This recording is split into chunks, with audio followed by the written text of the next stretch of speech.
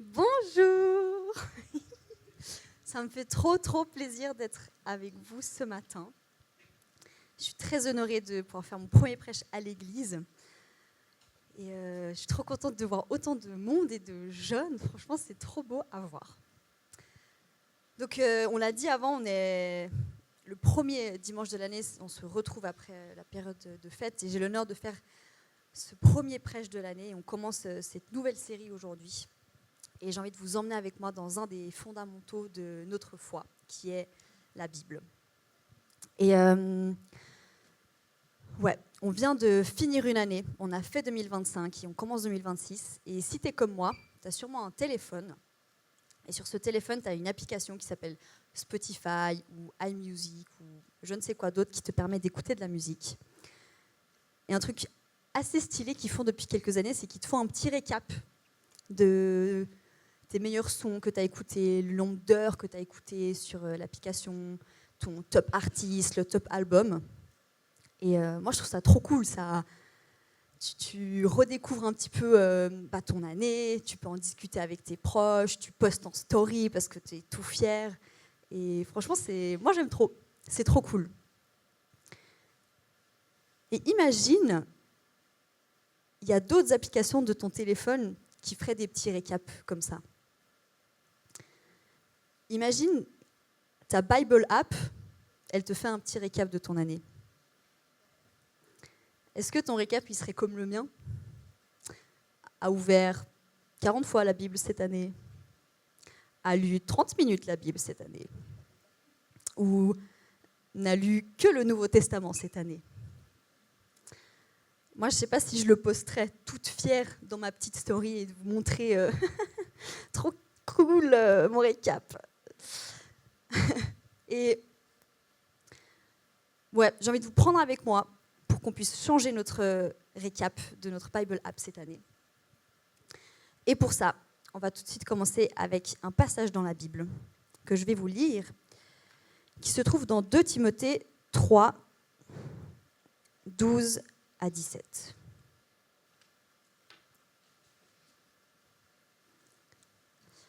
Or, tous ceux qui veulent vivre pieusement en Jésus-Christ seront persécutés.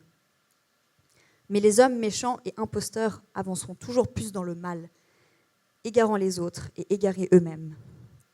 Toi, demeure dans les choses que tu as apprises et reconnues certaines, sachant de qui tu les as apprises dès ton enfance. Tu connais les saintes lettres qui peuvent te rendre sage à salut par la foi en Jésus-Christ. Toute écriture est inspirée de Dieu et utile pour enseigner, pour convaincre, pour corriger, pour instruire dans la justice, afin que l'homme de Dieu soit accompli et propre à toutes bonnes œuvres. Je te mets juste un petit contexte de ce passage de la Bible. Il y a 2 personnages importants, c'est Paul et Timothée. Paul, c'est un apôtre qui a radicalement changé de vie quand il a rencontré Jésus et qui maintenant, il passe sa vie à aller prêcher la bonne nouvelle et qui forme des disciples. Et un de ses disciples, c'est Timothée. C'est un jeune qui connaît les Écritures, on lui a enseigné depuis qu'il est tout petit. Et Paul, maintenant, il veut lui confier une église. Il veut lui confier l'église d'Éphèse. Et Paul, il écrit du coup ses lettres à Timothée pour l'encourager dans son nouveau rôle de leadership. Et Paul, il rappelle à Timothée et il lui dit, Timothée, c'est vital que tu lises ta Bible. Bien que Timothée, il connaissait très bien les Écritures, il lui dit, c'est vital pour ta vie. Et ça, c'est mon premier point aujourd'hui. C'est vital que tu lises ta Bible. À travers la Bible, tu découvres Dieu, tu découvres l'histoire du peuple de Dieu et tu découvres Jésus surtout. La Bible, elle va t'enseigner que Dieu, il a envoyé son fils Jésus pour mourir pour nous, pour que nous, on ait accès à la vie éternelle. Elle nous dit qu'il nous aime tant qu'il a donné son fils unique pour que nous, on puisse avoir accès à lui. Que même si tu meurs, en fait, tu peux avoir la vie éternelle. Et Paul, il rappelle ça à Timothée dans le passage, il lui dit, avec la sagesse que tu acquiers en lisant la parole de Dieu, tu vas avoir accès au salut. Parce que quand on creuse dans la Bible et quand on lit la Bible, on tombe sur un verset dans Jean qui dit que Jésus est le chemin, la vérité et la vie. Et qu'on a accès à Dieu qu'en passant par Jésus. Donc le résumé de la Bible, c'est que Jésus est mort pour que toi, tu aies la vie. Donc peut-être là, tu te dis, trop cool, Alina, elle me résume la Bible, j'ai plus besoin de la lire, j'ai compris le message essentiel. Eh bien, c'est pas ce que je suis en train de faire. C'est pas mon but. Parce que Timothée, lui, il connaissait la vérité. Il a appris à connaître Jésus. Il savait comment il pouvait avoir la vie éternelle. Et pourtant, Paul, il lui redit, non, mais il faut que tu gardes les enseignements. Il faut que tu demeures dans ma parole. Et comment est-ce qu'on demeure dans la parole de Dieu ? C'est en relisant encore et encore. C'est en méditant encore et encore sur la parole de Dieu et sur la vérité.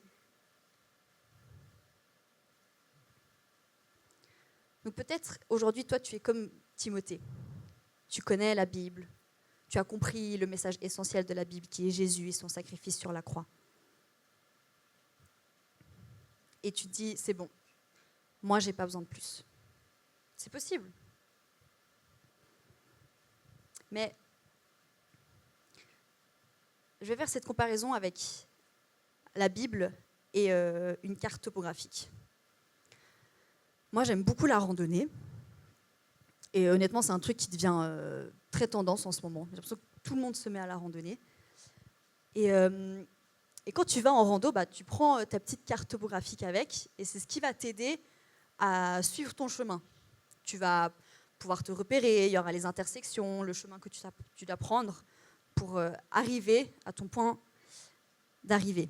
Et en fait, même si tu sais marcher, même si tu sais lire une carte, tu es obligé de la ressortir au bout d'un moment dans ta rando pour savoir quel chemin tu dois prendre. Quand tu ne sais pas ton chemin par cœur, tu es obligé, tu dois la ressortir. Et bien en fait, la Bible, c'est la même chose. Tu as beau savoir le message essentiel de la Bible, tu auras besoin d'elle pour te guider dans la vie. La Bible, c'est un sacré livre. Il y a 66 livres dedans. Et je pense que chaque livre a été pensé et réfléchi pour y figurer. Et Paul, il le dit. Toute écriture est inspirée de Dieu et utile pour enseigner, pour persuader. Et c'est un des fondamentaux de notre foi. C'est l'histoire d'un peuple qui recherche Dieu et son amour. Et je pense que plus tu vas lire la Bible, plus tu vas redécouvrir Dieu et qu'est-ce qu'il a prévu pour toi. Et s'il y a 66 livres, je pense bien qu'il y en a un qui peut venir te parler. Et peut-être aujourd'hui, tu te dis, mais tu sais quoi, Alina, moi, ma vie, ça va. Genre, c'est tout bien. J'ai mes études, j'ai mes potes, j'ai ma moto. Il y a tout qui va bien. J'ai pas besoin de quelque chose de plus. Mais tu sais quoi ? On ne sait jamais ce qui arrive demain.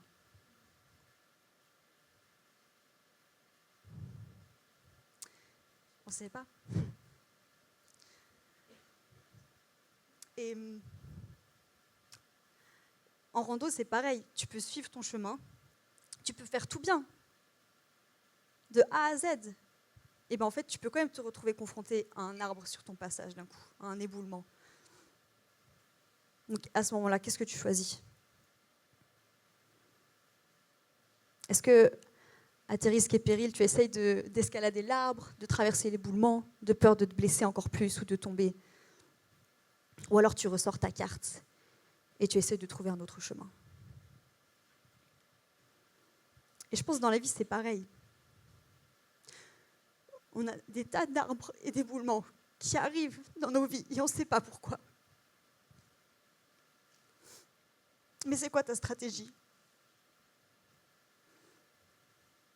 Est-ce que tu essaies de faire par toi-même ? de continuer? Ou est-ce que tu sors ta carte, ta Bible, pour essayer de trouver quelque chose de meilleur, pour te remettre sur un bon chemin? Des problèmes peuvent surgir de nulle part. C'est ça, quand je dis on ne sait jamais de quoi est fait le lendemain. En fait, chaque jour, c'est comme une nouvelle rando. Tu es obligé d'avoir ta carte avec toi, tu es obligé d'avoir ta Bible qui te soutient. Parce que d'un jour à l'autre, tu peux te faire larguer, tu peux perdre ton travail, tu peux perdre un ami. On ne sait pas.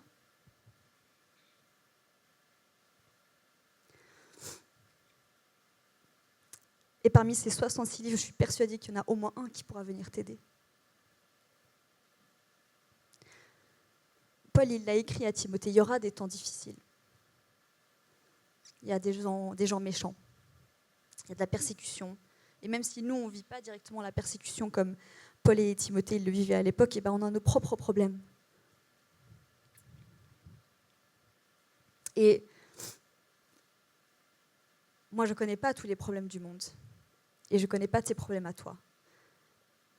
Et mon but ce matin, ce n'est pas de trouver une solution directement à ton problème, mais c'est de te dire que dans la Bible, il y a une solution pour toi.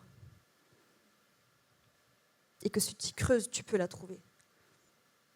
Parce que Dieu, il veut venir te rejoindre à travers sa parole.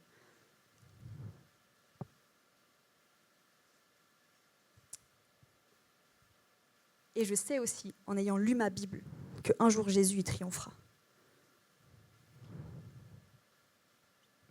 Et plus tu vas creuser, plus tu vas méditer, plus tu vas retomber amoureux de Jésus, celui qui est venu pour te sauver.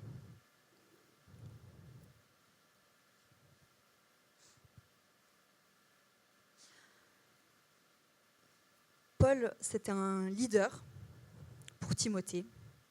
Il l'a instruit et il l'a formé à devenir aussi un leader. Et en rando, c'est pareil.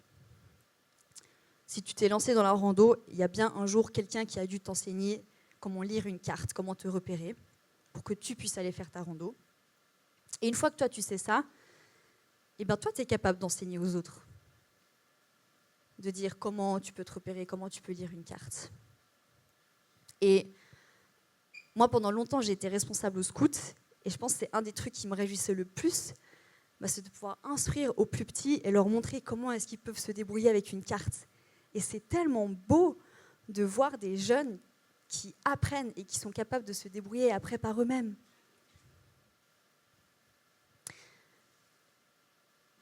Et franchement, je vis la même chose en étant responsable avec les jeunes de Énergie ou les jeunes de Youth. C'est que j'enseigne pas les cartes topographiques, mais j'enseigne la Bible. Et c'est tellement, tellement touchant de voir des enfants et des jeunes qui apprennent à connaître leur Bible et qui découvrent la vérité et l'amour de Jésus. Timothée, il a été enseigné du coup par ce leader Paul, mais avant ça, il a été enseigné par sa mère et sa grand-mère. Et c'est là que c'est hyper important, c'est que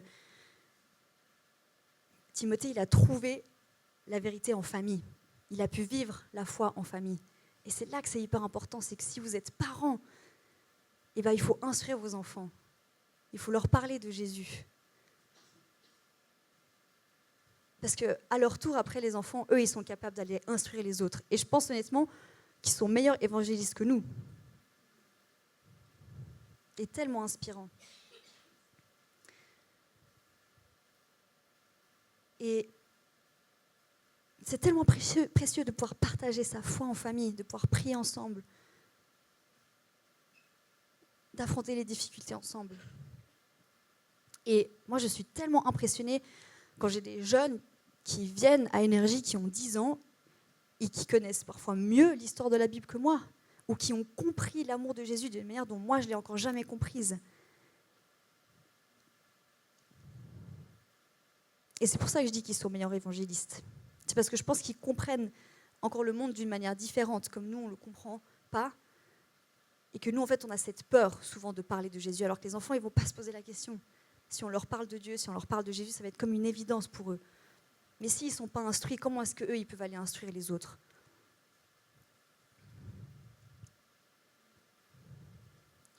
Il y a quelques années, il y avait un jeune qui venait à Énergie. Et très régulièrement, il amenait un de ses amis. Et je pense, en une année, j'ai rencontré peut-être 10 de ses potes différents. Moi, j'ai 10 ans de plus que ce jeune. J'ai ramené une seule fois une amie à l'église. Et franchement, c'est tellement inspirant de voir des jeunes qui se mobilisent pour répandre l'amour de Jésus.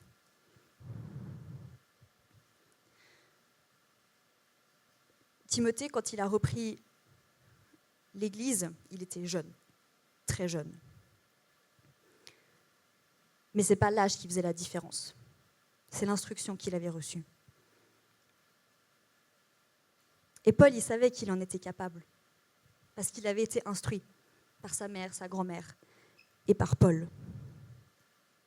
Il était entouré, il avait cette communauté qui l'a amené à trouver la vérité, à trouver Jésus et la vie éternelle.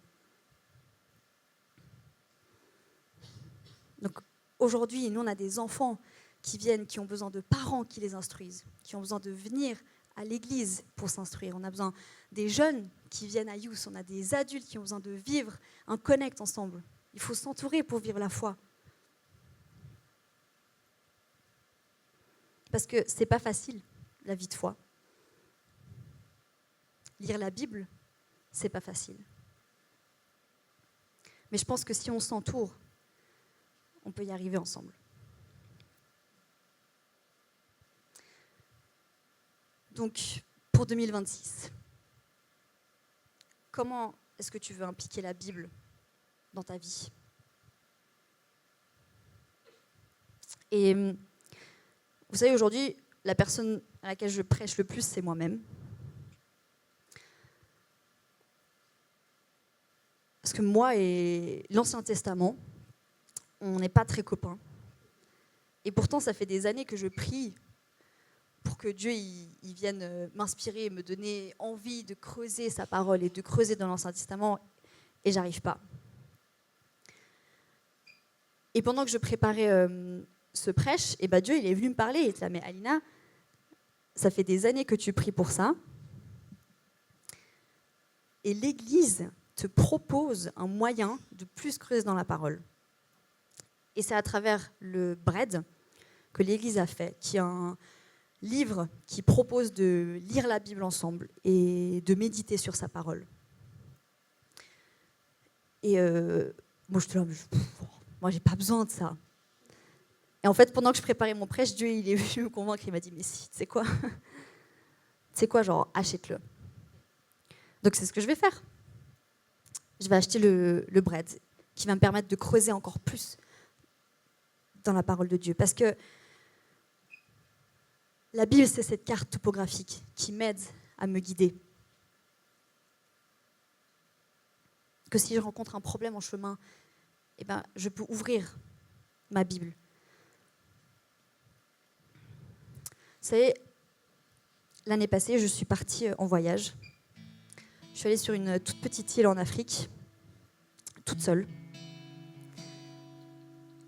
Et c'est l'expérience la plus dure que j'ai dû faire de ma vie. Parce que je me suis retrouvée seule à l'autre bout de la terre. Alors que j'étais hyper bien entourée en Suisse. D'un coup, en Afrique, je me sentais super seule. Et ce que j'ai fait, c'est que j'ai ouvert ma Bible à ce moment-là. J'ai ouvert ma carte qui m'aide à me repérer. Et je suis tombée sur un psaume qui me disait « D'où me viendra le secours ? Le secours me vient de l'Éternel. L'Éternel est celui qui me garde. L'Éternel est mon ombre. L'Éternel me gardera. Il gardera mon âme. Il gardera mon départ, mon arrivée, dès maintenant et à jamais. » Ce psaume, je le lisais tous les soirs quand j'étais en Afrique. Parce que j'allais tellement pas bien que ma seule solution, c'était de me tourner vers ma carte topographique vers mon Dieu qui sait de quoi j'avais besoin. Imagine en 2026, on devient tous dépendants de notre Bible. Aujourd'hui, on est tous dépendants de nos téléphones. Mais imagine, la tendance, elle s'inverse. C'est-à-dire que plus jamais tu sors sans que tu aies ta Bible sur toi. Si tu l'as oubliée à la maison, tu retournes en arrière la chercher. Que dès que tu t'ennuies, tu l'ouvres.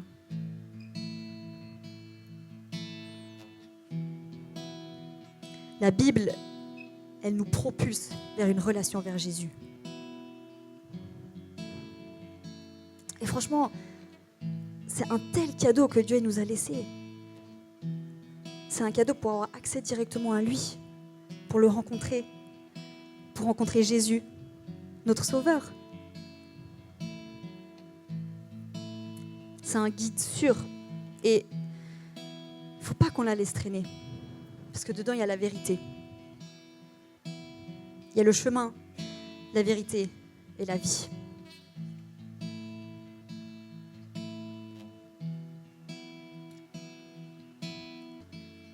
Qu'on ait des meilleures statistiques de notre Bible App à la fin de l'année.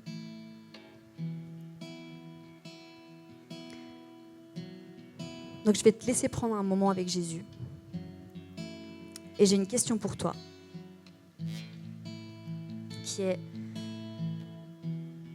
à quoi ressemblerait ta vie si tu impliques plus la Bible? Tu peux prendre un temps avec Jésus et tu réfléchis à cette question. Et peut-être la question, elle ne te parle pas. Alors je te propose autre chose. C'est que si aujourd'hui tu te sens perdu, tu as été bouleversé ces derniers temps, que tu ne sais plus comment faire, que tu es à la recherche de Dieu, ouvre ta Bible. Dieu, il vient directement te parler dans la parole. Et l'autre chose que tu peux faire, c'est demander la prière. On a une équipe de prière incroyable qui est là pour toi ce matin. Et tu peux aller la voir. Et leur dire, c'est quoi ton arbre, c'est quoi ton éboulement dans la vie en ce moment. Et que vous puissiez prier pour ça. Donc je vais prier pour finir. Et je te laisse rencontrer Jésus après.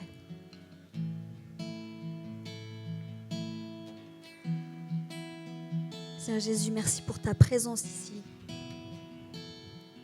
Merci pour ton amour, Père. Merci pour la parole que tu nous as laissée, qui est le chemin, la vérité et la vie pour te rencontrer, Père. Je te prie qu'on puisse avoir soif d'en apprendre plus sur toi, Père.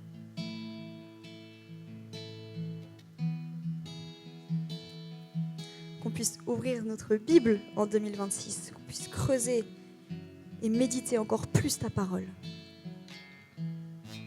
Seigneur, viens répondre à nos questions, Seigneur. Tu vois nos colères, nos doutes, nos larmes, mais aussi notre joie. Et que peu importe dans la situation dans laquelle se trouve, tu puisses venir nous rencontrer à travers ta parole. Alors viens ce matin nous rencontrer, que nos cœurs soient ouverts à ta rencontre, Jésus. Viens nous bénir. Amen.